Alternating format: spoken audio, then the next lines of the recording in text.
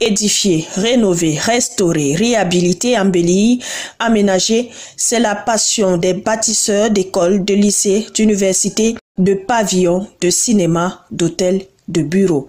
Parmi eux, Oumate Digila, directeur général de l'entreprise Umhat Sall. Je suis chef de plusieurs structures, plus précisément de Umhat Sall. Et j'ai fait aussi dans l'expertise comptable. Donc je suis un comptable agréé qui fait dans les prestations en comptabilité, fiscalité, audit et contrôle de gestion. Donc parallèlement, je suis aussi un entrepreneur qui fait dans le bâtiment et travaux publics dans le cadre avec l'entreprise Umhat Sall.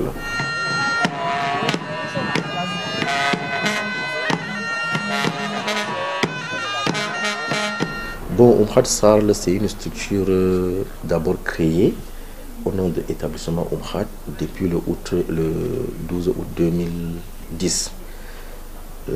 L'établissement a évolué et voilà, aujourd'hui, on parle plutôt de Umhat Sall, donc une société à responsabilité limitée qui fait dans le bâtiment, travaux publics, les prestations avec l'État, le commerce général, l'import-export. Donc voilà en fait ce que Umhat exerce comme activité. Implanté depuis 15 ans dans les régions de l'extrême nord, du nord et de l'Adamawa, Umhat a son actif plusieurs infrastructures réalisées dans le secteur public et privé. Les réalisations sont énormes. Que je peux citer ce qui nous a beaucoup marqué. Il y a d'abord la construction ici à Garobem, à Koléré, le centre de santé intégré de Koléré. Donc c'est Umhat qui a construit toute la clôture pour une enveloppe budgétaire de 30 millions. Il y a aussi la tuerie de Gouna dans la commune de Lagdo pour une enveloppe budgétaire de 8 millions. Nous avons aussi le centre zootechnique de Taïbon dans la zone de l'extrême nord pour une enveloppe budgétaire de 12 millions. Nous avons fait aussi des activités avec Plan Cameroun et UNICEF dans le cadre de construction de salles de classe et forages dans la zone de Iagua, Zokokladeo à Maroua et puis à Guider. Des prouesses qui lui ont une fois de plus valu la confiance de l'État, particulièrement du ministère des Finances. L'entreprise Umhat construit et rétrocède le poste des douanes de Pitoua pour une enveloppe globale de 69 millions de francs CFA. Ce poste est construit sur une superficie de 300 mètres carrés. Nous retrouvons plusieurs compartiments. Il y a d'abord un bureau principal du chef de poste avec une douche interne. Il y a une salle de permanence.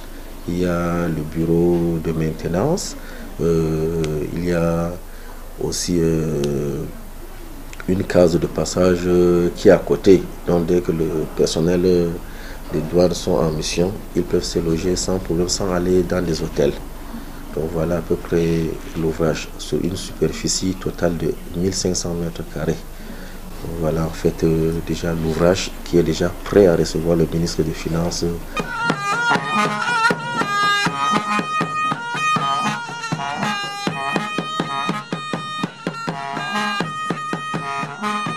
Le plus souvent avec la soie de coton, il y a d'abord l'achat-vente. On commande des produits de bétail et ils ont aussi un cas dans le marché, dans la construction de bâtiments.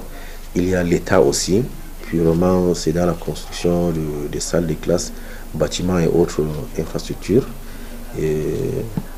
Bref, avec UNICEF et Plan Cameroun aussi dans les mêmes projets.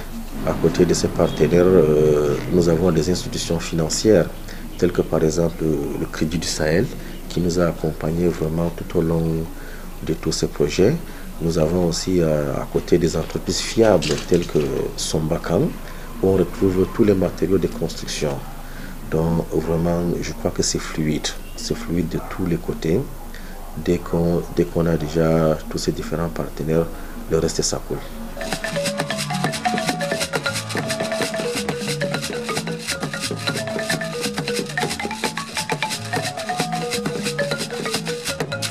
que nous pouvons vraiment conseiller aux jeunes, c'est de vraiment, avant de se lancer, c'est de comprendre déjà cette activité d'entrepreneuriat. Avant, on ne se lance pas à tout moment. Donc vraiment, c'est un message fort que je réitère, ce que le chef de l'État avait préconisé, d'être vraiment objectif. Dès qu'on est objectif, avec un peu de patience, avec le peu de moyens qu'on dispose, je crois qu'on peut arriver à ces résultats. L'entreprise Umhatsal œuvre ainsi depuis 15 ans pour l'intérêt général.